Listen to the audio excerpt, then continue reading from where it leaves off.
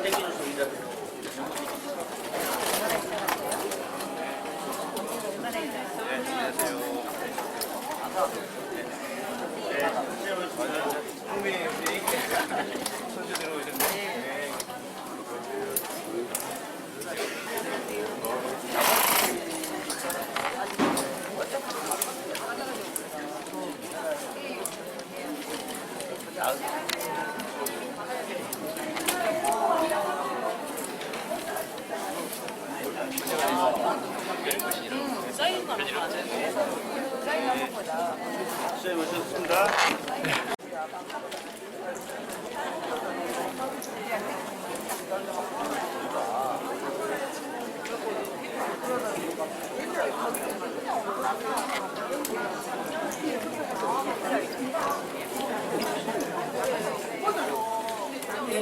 자리를 정돈하겠습니다.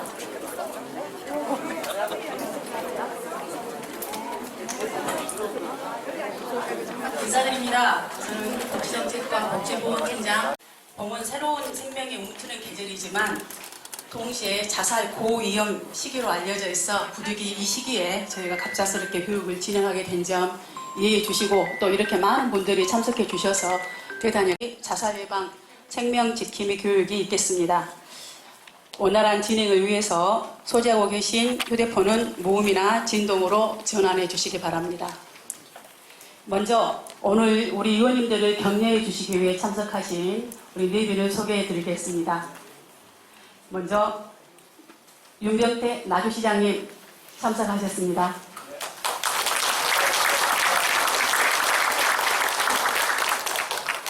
나주시 지역사 보장 협의체 민간위원장을 맡고 계신 홍철식 위원님 참석하셨습니다.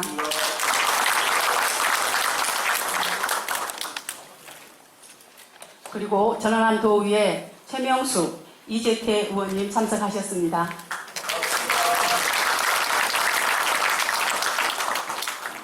그럼 지금부터 2026 지역 리더 생명지킴이 교육을 시작하겠습니다. 먼저 국기에 대한 격려가 있겠습니다. 모두 자리에서 일어나 정면에 있는 국기를 향해 주시기 바랍니다. 국기에 대하여 경례.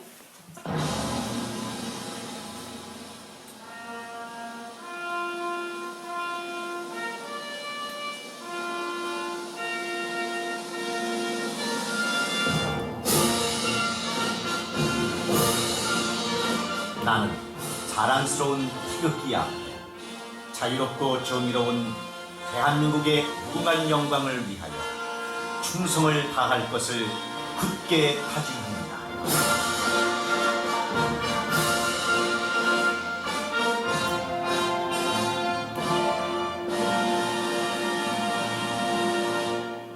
바로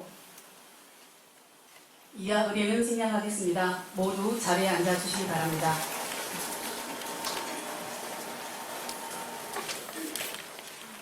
다음은 12만 시민의 열렬한 지지와 함께 나주 대도약의 시대를 열어가고 계시는 윤병태 나주시장님의 인사 말씀이 있겠습니다. 여러분 큰 박수로 맞이해 주시기 바랍니다.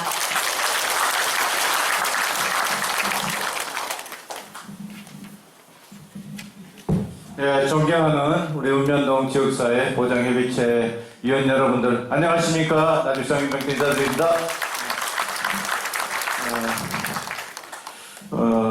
이제 경치 그 모든 마무리 이제 겨울잠에서 깨어난다는 이제 경칩을 며칠 앞두고 이렇게 봄 기운이 두루 퍼지는 봄의 시작, 새봄을 맞는 시기에 우리 위원님 여러분들 뵙게 돼서 참으로 반갑습니다. 오늘 뜻깊은 자리를 마련해 주신 우리 홍철씨 지역사회 보장협의체 민간위원장님, 또 우리 최명수 또 이재태 도원님 금방 인사하시고 가셨나 보네. 바쁘신 중에 함께 해주셔서 감사드리고, 무엇보다도 정말 여러 가지 생업에도 바쁘실 텐데 우리 이웃의 소중한 생명을 지키기 위해서 이 자리에 함께 해주신 위원 한 분 한 분께 진심으로 감사 말씀드립니다. 지난해 9월 정부는 국가 자살 예방 전략을 이렇게 발표를 했습니다. 그 중심에 지역사회 뿔뿔이 조직인 우리 지역사회 보장협의체가 핵심적인 역할을 할 것으로 이렇게 기대를 하고 있다는 말씀을 드립니다. 저도 이게 자살이 그렇게 중요한 문제인가라는 어떤 생각을 해봤는데 통계를 보면 정말 얼마나 심각한지 알 수가 있습니다. 전국적으로 보면 2022년에 12,900명, 2023년에는 13,976명, 지난해에는 14,872명 이렇게 계속 증가하고 있고요. 우리 나주만 해도 2022년에 30명, 2023년에 37명, 지난해에는 45명, 이렇게 정말 안타까운 그 생명들, 인명 손실이 발생하고 있어서 이 자살 문제는 우리 국가적으로, 우리 또 지역사회 입장에서 또 개인의 생명과 또 존중, 생명 존중 어떤 의미에서 대단히 안타까운 부분이고, 정말 최대한 노력을 해서 극복해내야 될 그런 문제를 생각합니다. 누구보다도 우리 지역 사정을 잘 아는 위원님 여러분께서 생명사랑 지킴이로서 현장에서 따뜻한 눈빛 또 위로 한마디가 또 큰 힘이 될 수도 있겠다 이런 생각을 합니다. 그리고 또 그런 극단적인 상황에 이르기 전까지 우리 이웃이 어떤 아픔이 있는지 좀 살펴봐 주시고 또 우리 지역사회 보장협의체가 우리 시와 함께 노력을 한다면 든든한 생명의 안전망 역할을 할 수 있으리라 생각합니다.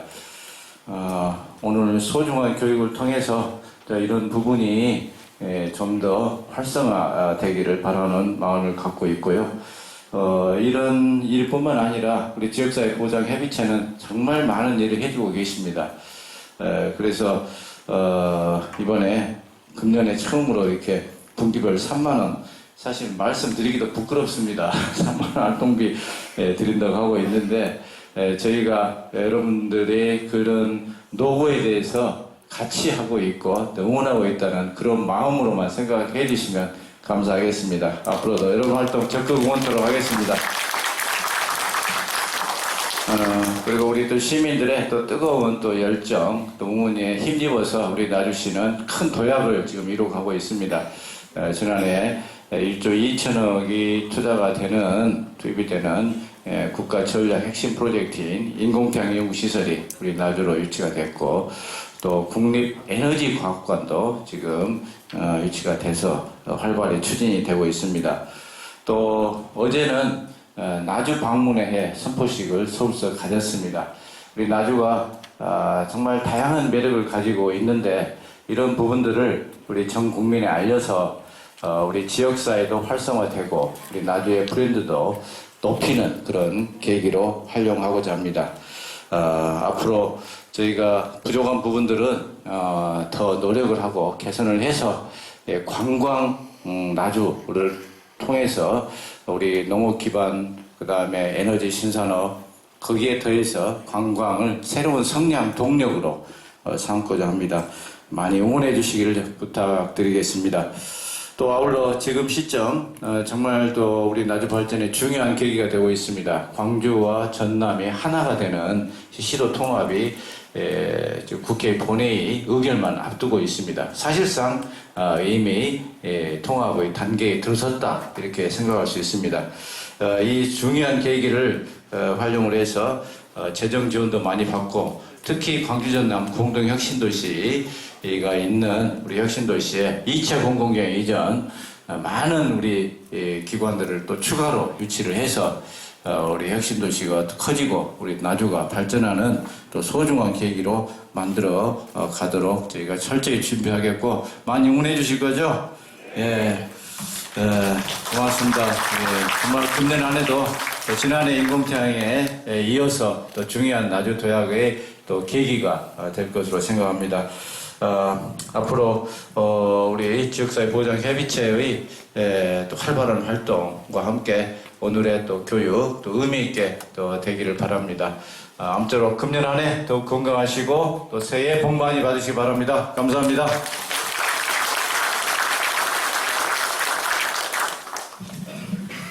다음은 민관협력의 중심에서 나주시 지역사회 보장협의체를 이끌고 계신 홍철식 민관위원장님의 인사 말씀이 있겠습니다.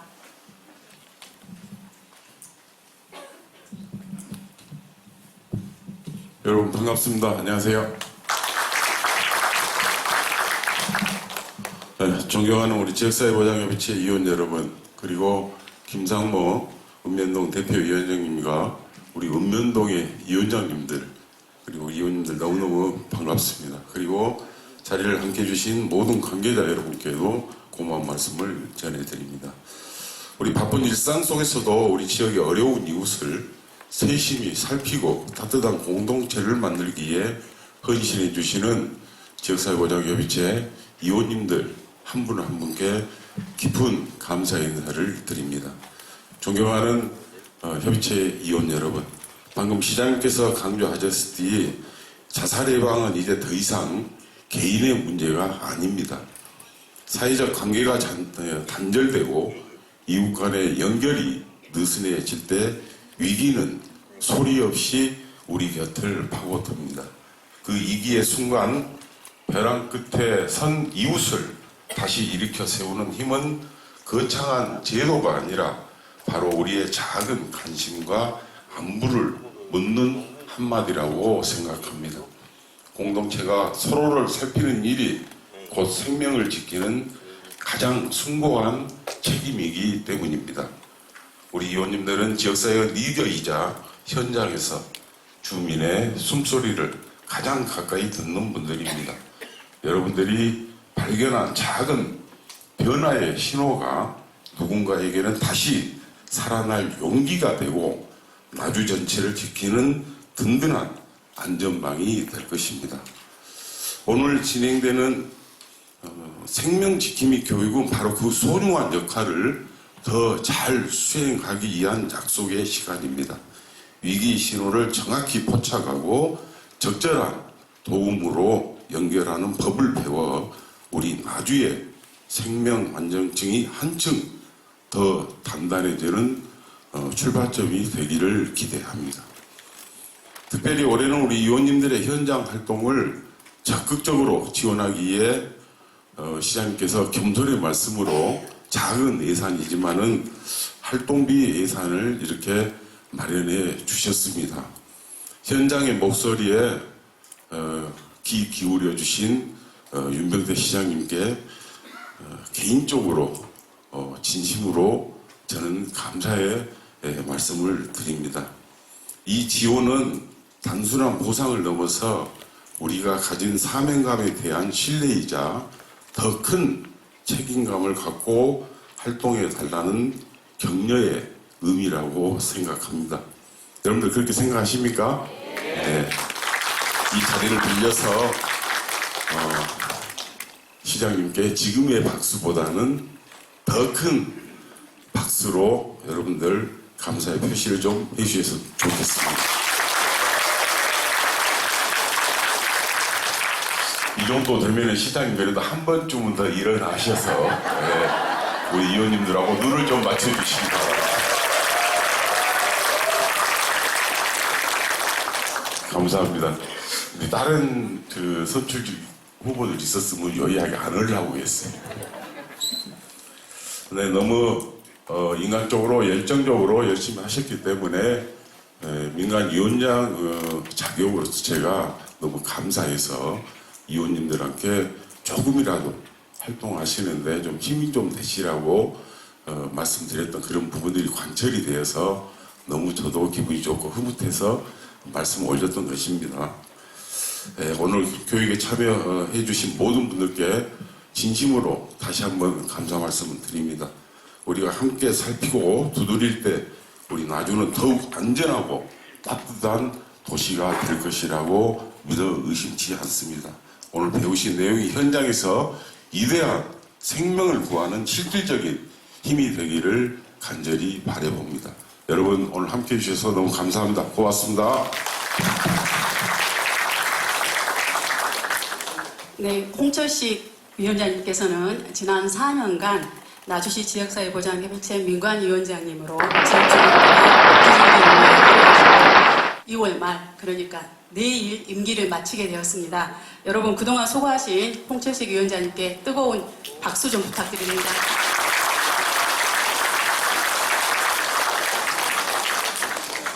그리고 여러분께 양해 말씀을 드려야겠습니다. 시정의 모든 부분을 직접 챙기시느라고 우리 시장님께서 하루 24시간 1분 1초도 허투루 쓰지 않으십니다. 시장님께서 오늘도 또한 역시 다른 일정이 또 있으신 관계로 부득이 먼저 자리를 이동하시겠습니다. 시장님께 앞으로도 시민들을 위해서 더 열심히 일해주시라고 큰 박수 보내주십시오.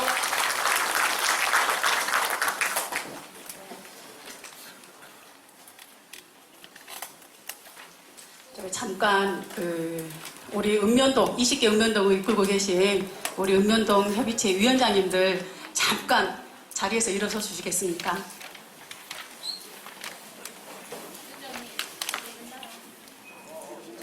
올해도 여러분과 함께 더 많은 일들을 지난해보다 더 많은 일들을 하시게 될 겁니다. 여러분 박수 한번 부탁드립니다.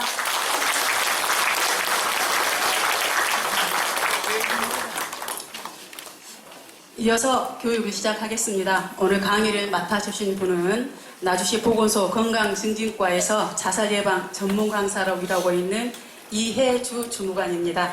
자살에 대한 올바른 지식과 생명 지킴이의 역할과 개념, 또 역할 수행 시 알아야 할 정보 등을 우리 위원님들께서 잘 이해할 수 있도록 설명해 주실 거라고 믿습니다. 자, 그럼 이혜주 강사님을 큰 박수로 맞이해 주시기 바랍니다.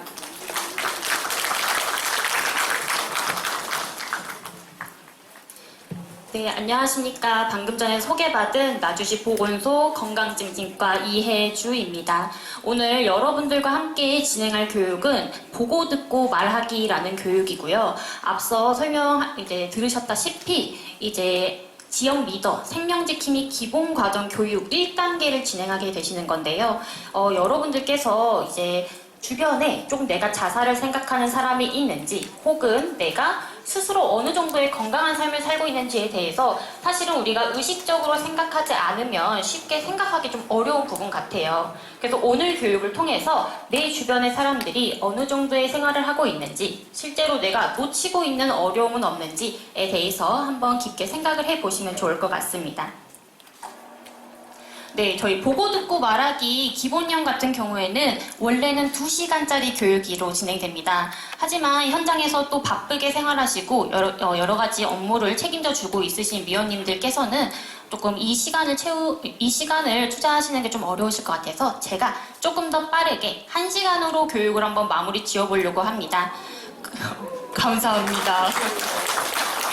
그래서 저희가 중간에 화면에 나오는 동영상 자료라던가 제 말이 조금 빨라져도 양해의 말씀 한번 부탁드리고요. 저희 본격적으로 자살 예방 교육 시작하기 전 짧은 영상 하나 보고 시작하도록 하겠습니다.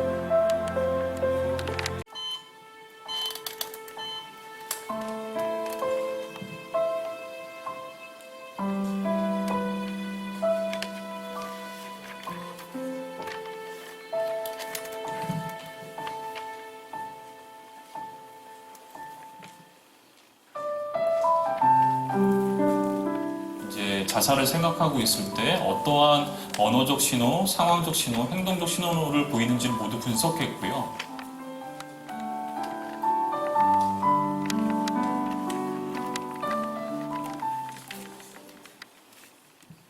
네, 영상 짧게 보셨는데요. 여러분들께서 이미 대한민국이라는 나라는 자살률이 굉장히 할 수 있는 국민은 아닙니다. 그래도 오늘 이 교육을 통해서 이 질문들에 대한 해답 한번 알아가 보시면 좋을 것 같고요. 조금 더 수치화해서 말씀드릴게요. 저희가 자살률이 높다라고는 말씀을 드리지만 실질적으로 그냥 높은가 보다 하고 넘어가는 경우가 굉장히 많이 있습니다. 그래서 23년도에 교통사고 사망자와 자살 사망자를 비교해 보았는데요. 현재로서는 저희 기관으로는 자살 사망자가 작년 수치까지는 확인이 가능한 상황입니다. 하지만 통계학적으로 국민들에게 조금 보고가 되는 통계는 2년 전께 먼저 나오고 24년도 통계치는 이번 연도 4월에서 5월 사이에 나오기 때문에 23년 자료인 거는 감안 한번 부탁드리고요. 실제로 23년도에 교통사고로 인한 사망자는 2,551명이고요. 자살로 인한 사망자는 13,978명입니다. 굉장히 차이가 많이 나죠. 이 숫자는 5.4배가 차이가 나고요. 인구 10만 명당 27.3명, 그리고 하루에 38.3명, 그리고 1시간에 1.6명이 자살로 인해 사망을 하고 있는 상황입니다. 예전부터 많이 들어보시고 자녀분들이나 주변 분들에게 많이 말씀해 보셨을 것 같아요. 항상 돌아다닐 때 차 조심하고 다녀 라는 말 좀 해보셨을까요? 네, 근데 우리가 의식적으로 조심하는 교통사고 사망자보다 자살 사망자가 훨씬 높습니다. 이 말은 즉 우리도 자살 문제에 대해서 의식적으로 조심하고 예방할 수 있어야 된다라고 말씀드리고 싶은데요.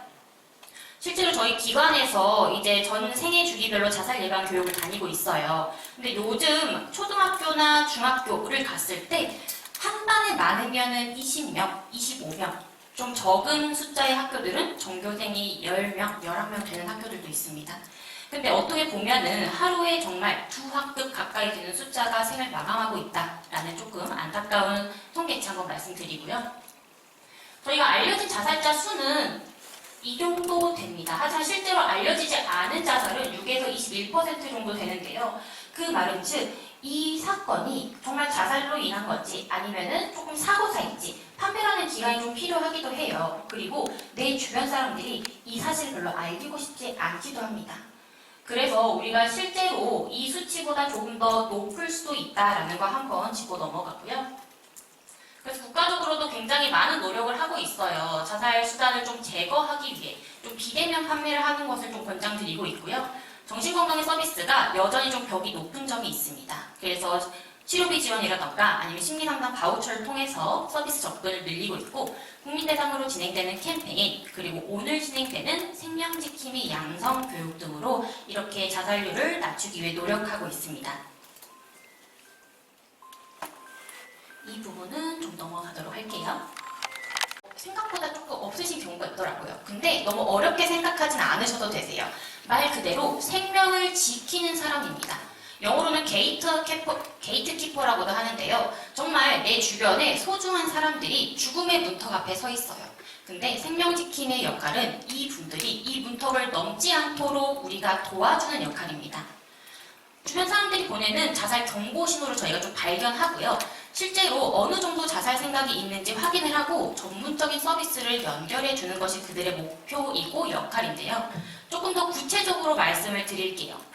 보고 듣고 말하기에 대해서 첫 번째 단계, 보기 단계입니다.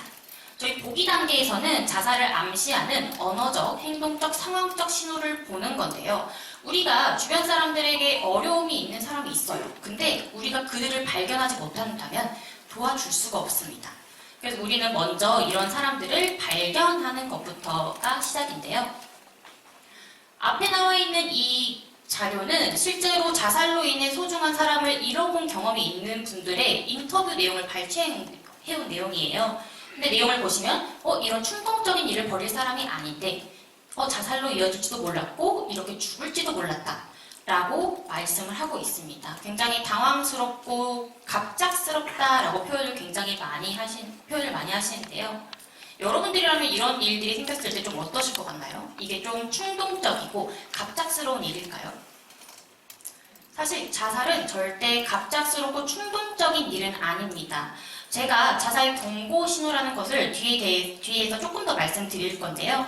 화면 보시면은 내가 조금 이런 일이 있었던 분들이 지금 유방암 말기로 병원 치료를 받고 있었고 혼자서 가게를 운영하고 힘들어 보이는 모습도 있었습니다. 우리는 일상생활을 하면서 은연중에 내가 죽을 만큼 힘들다라는 신호를 보내고 있지만 우리는 이런 신호들을 발견하지 못하는 상황들이 좀 많이 있죠.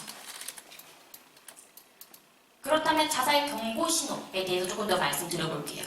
실제로 자살로 인해 생을 마감하신 분들은 은연중에 신호를 보내고 있어요. 나 이렇게 죽음을 생각할 만큼 힘이 들어요. 이런 신호를 보내는 분들은 79%가 됩니다. 그럼 우리는 이렇게 자살 경고 신호를 몇 퍼센트나 좀 알아차릴까요? 바로 24%입니다. 굉장히 낮은 수치이죠. 만약에 우리가 이런 자살 경고 신호들을 알아차렸다면 내 주변 사람들의 소중한 생명을 구할 수도 있었을 텐데 조금 더 아쉬운 퍼센트고요. 그렇기 때문에 우리는 오늘 교육을 통해서 이 퍼센트를 높이는 과정이라고도 생각해 주시면 좋을 것 같습니다. 방금 전에 자살은 결코 충동적이고 갑작스러운 게 아니다라고 말씀드렸는데요. 그렇다면 자살에 이르는 과정에 대해서 한번 알고 계시면 좋을 것 같아요. 우리는 일상생활을 하면서 굉장히 크고 작은 갑작스러운 일들을 마주하게 됩니다. 우리는 그럴 때마다 스트레스를 굉장히 받죠. 그리고 누구나 자살에 대한 생각은 들 수 있습니다. 하지만 정말 다행히도 머릿속에 자살이라는 글씨가 있지만 주변에 다양한 이모티콘들이 보이죠.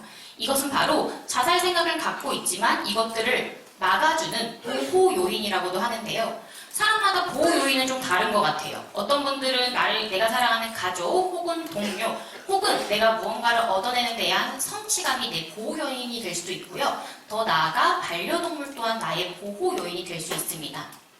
근데 우리가 삶을 살면서 스트레스 상황이 언제 생길지도 모르고 언제 끝날지도 모르는 점이 있죠. 그래서 우리에게 갑작스럽게 일어난 상황들이 해결되지 않고 지속될 경우 우리는 자살 생각이 커지게 됩니다. 자살 생각이 커질 경우에는 바로 자살 계획 단계로 넘어가게 될 수 있는데요. 내가 생각만 갖고 있던 것들을 점차 구체적으로 생각을 하게 됩니다. 그리고 우리가 일상생활을 하면서 잠깐 스트레스를 받아도 굉장히 내가 지금 현재 예민하구나 라고 느낀 적이 있으실 거예요. 그리고 평소에 주변 사람들이 장난스레 걸던 말도 괜히 평소처럼 잘 받아주지 못하는 경우도 있습니다. 그게 바로 우리가 굉장히 시야가 좁아진다라고 표현을 하는데요. 자살 사고에 대해서도 마찬가지예요. 나를 보호해주는 요인들이 점차 보이지 않고 자살에 대한 생각에 몰두하게 됩니다. 자살에 대한 충동성이고요.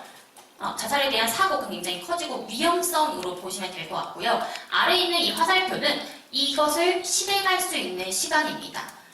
우리가 생각하는 시간보다 계획하고 시도하는 시간이 굉장히 짧죠. 그렇기 때문에 우리는 생명 지킴이로서 주변 사람들이 갖고 있는 자살 생각 단계에서 도움을 좀 줄 수 있도록 손을 내밀어 주시는 게 필요하고요. 신체적 불편감을 호소한다는 거에 대해서 조금 헷갈려 하시는 분들도 계시는데요. 누구나 몸은 아프게 되어 있어요. 아팠다가 안 아프기도 하고 아니면 조금 아픈 상황이 이어질 수도 있겠죠. 근데 저는 좀 이렇게 말씀드리고 싶어요. 우리는 누구나 다 심리적인 어려움을 담을 수 있는 마음의 그릇의 크기는 다 다르다고 생각합니다. 근데 이 그릇이 해소되지 않고 내용물이 계속 쌓이다 보면은 넘칠 수밖에 없죠.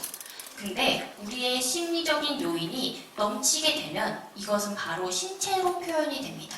그래서 그런 경우가 있으실 거예요. 내가 어디가 계속 아파서 병원을 계속 다니는데 병원에서는 이상이 없다고 말씀을 하세요. 그럴 경우에는 내 마음이 좀 힘들어서 내 심리적인 요인이 몸으로 나타나는 게 아닌가 한번 고민을 해보시면 좋을 것 같고요. 행동적인 신호도 말씀드릴게요. 저희는 총 4가지로 조금 정리를 해왔는데요. 이 중에서 가장 흔하게 나타나는 변화는 바로 감정의 변화와 식사와 수면 상태의 변화입니다. 아무래도 죽음을 생각할 만큼 고민을 하고 있으시기 때문에 감정의 변화가 좀 들쑥날쑥할 수밖에 없고요. 또한 우리가 미디어상에서 굉장히 우울과 관련된 모습들을 보신 적이 있으실 거예요. 대부분 우울증이 있으신 분들을 영상이나 영화, 드라마에서 봤을 때 잠도 잘 자지 못하고 또 식사도 잘 하지 못하는 모습으로 많이 보셨을 거예요. 물론 맞습니다. 그것들 또한 우울의 증상이 맞지만 여기서는 감소가 아닌 변화라고 나와 있습니다. 최근 그리고 평소와는 다르게 잠을 너무 많이 자고 좀 조치를 취할 수 있고 전문적인 기관에 연계를 해줄 수 있도록 한번 해보셔야 되는데요. 이렇게 빨간색으로 표시되어 있는 모습들이 발견된다고 하시면은 상대방은 일주일 이내에 자살을 시도해도 이상하지 않을 상황입니다. 그래서 좀 즉각적인 조치가 좀 필요하고요. 네, 마지막은 상황적 신호예요. 우리는 누구나 다 힘듦이 있고 어려움이 있습니다. 그래도 자살로 인해 생을 마감하신 분들이 어떤 어려움이 있었는지 저희가 좀 순위로 정리를 해봤는데요. 내려오는 순으로 좀 생각해 주시면 좋을 것 같아요. 1위는 정신건강 문제, 그리고 그 다음은 가족관계, 경제적, 직업적인 문제가 있었습니다. 하지만 우리 위원님들 굉장히 잘 알고 계시잖아요. 하루에 한 가지의 스트레스만 받으시나요?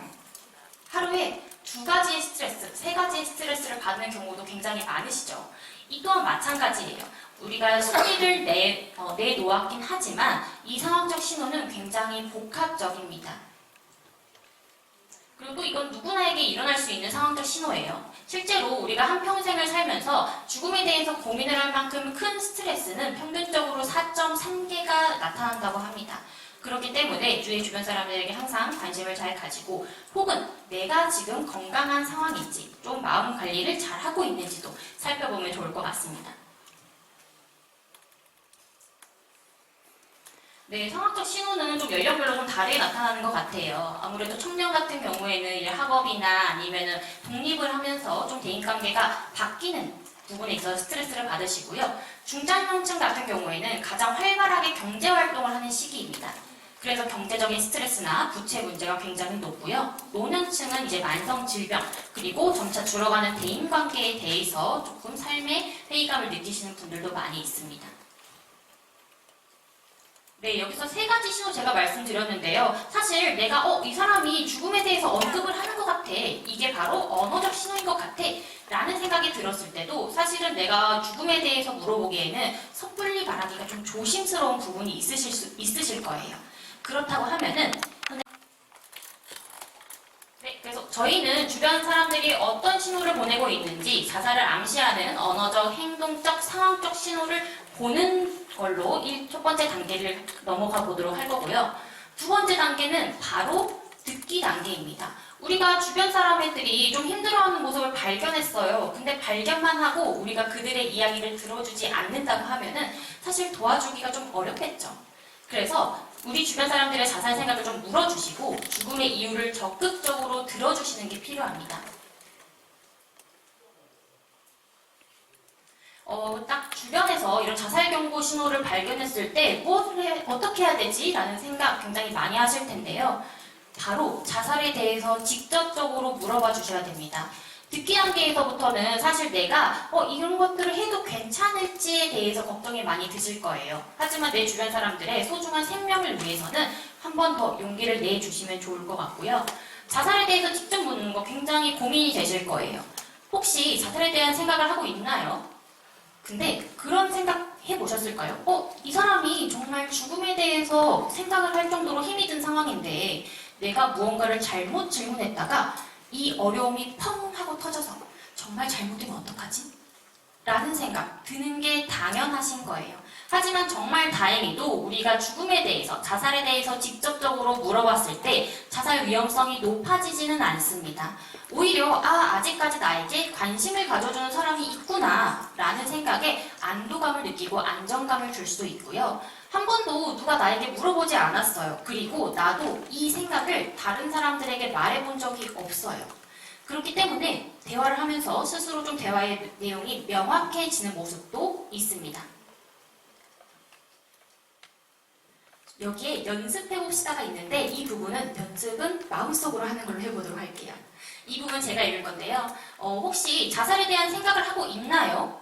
이 질문 또한 필수적으로 해주셔야 됩니다. 아무래도 자살에 대해서 직접적으로 언급하는 게 위험성이 높아지지는 않는다라고 해서 물어본 수는 있습니다. 근데 냈다 물어보기엔 사실 좀 어려움이 있죠. 그래서 여러분들께서 발견하신 이런 보기 신호, 갑자기 조금 우울해 보인다던가 이런 상황, 어려운 상황이 있다던가를 앞에 조금 대화를 하면서 자연스럽게 질문을 해주시면 훨씬 좋을 것 같고요. 정말 듣고 싶지 않은 대답이었죠. 죽음에 대해서 내가 물어봤을 때 나 자살에 대한 생각이 있어. 나 정말 죽고 싶어요. 라는 대답을 들었어요. 그런 대답을 들었을 때는 사실 굉장히 많은 생각들이 들 수 있습니다.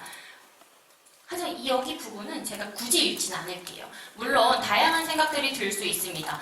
나도 예전에 그런 일이 있었는데 약간 이런 식으로도 생각이 자연스럽게 들 수 있지만 절대 이런 말들을 하시는 건 도움이 되지는 않겠죠. 그래서 저희는 이런 질문도 되게 많이 들어요. 그러면은 우리가 도움이 되는 듣기를 하려고 하면 어떻게 해야 돼요? 근데 사실 도움이 되는 듣기보다는 도움이 되지 않는 듣기를 알려드리는 게 기억을 훨씬 더 잘 해주시더라고요. 첫 번째, 절대 문제를 축소하거나 회피하지 않습니다. 상대방이 말하는 이 어려움이 내가 예전에 경험을 해보고 나는 이런 식으로 조금 해결을 했는데 라고 생각이 들 수 있지만 이분은 현재 문제로 인해서 죽음을 생각할 정도로 힘이 든 상황이기 때문에 절대 축소나 회피는 해서는 안 될 수도 있고요. 하지만 절대 비난과 화내는 모습은 있어서는 안 될 것 같고요. 충고나 섣부른 해결책 제시 또한 저희는 조금 안 된다라고 말씀을 드리고 있습니다. 그 이유는 이미 이분은 죽음에 대한 이 현실적인 스트레스 상황에 대해서 굉장히 다양한 것들을 시도해 보셨을 거예요. 근데 그렇게 해봤음에도 불구하고 문제가 해결되지 않은 상황에서 너 이런 해결은 해보셨어요? 이런 방법은 어때요? 라고 제시를 했을 때 사실은 내가 이미 그 방법을 해봤는데 라고 조금 더 우울감이 생길 수도 있기 때문에 이런 것들은 좀 조심해 주셔야 되고요. 절대 비밀 보장은 해서는 안 됩니다. 아무래도 주제가 좀 민감한 문제이니만큼 이런 말들로 좀 이야기를 시작하실 수도 있어요. 이거는 비밀인데요. 이건 제 가족들한테 알리지 않았으면 좋겠어요. 라고 말씀하시는 분들이 사실 많이 있으세요. 근데 생명과 죽음 앞에 있어서는 절대 비밀 보장을 해서는 안 됩니다. 근데 그렇다고 해서 나를 믿고 말지 상기시켜주는 것도 필수고요. 앞에 나와 있는 화면 같은 경우에는 사실 실제로 자살로 인해 생을 마감하신 분들의 마음을 저희가 글씨로 한번 표현해 본 건데요. 좀 어떤 글씨가 보이시나요? 두 가지 대답이 나오는 것 같아요. 사실 맞습니다. 또 가장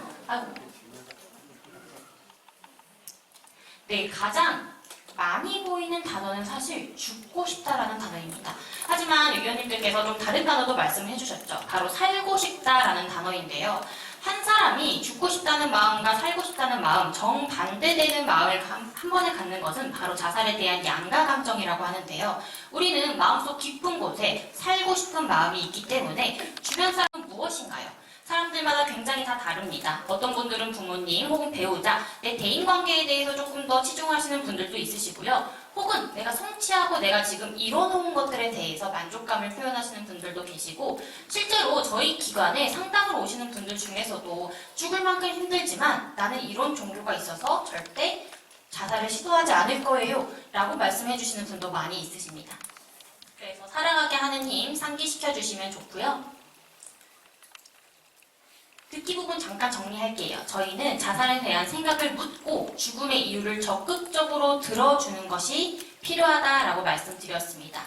그럼 오늘 교육 제목처럼 보고, 듣고, 말하기가 마지막 단계인데요. 물론 듣기 단계에서 이미 조금 심적인 부담감을 느끼시는 분들도 계실 거예요. 하지만 말하기 부분에서는 조금 더 용기를 내주셨으면 좋겠습니다.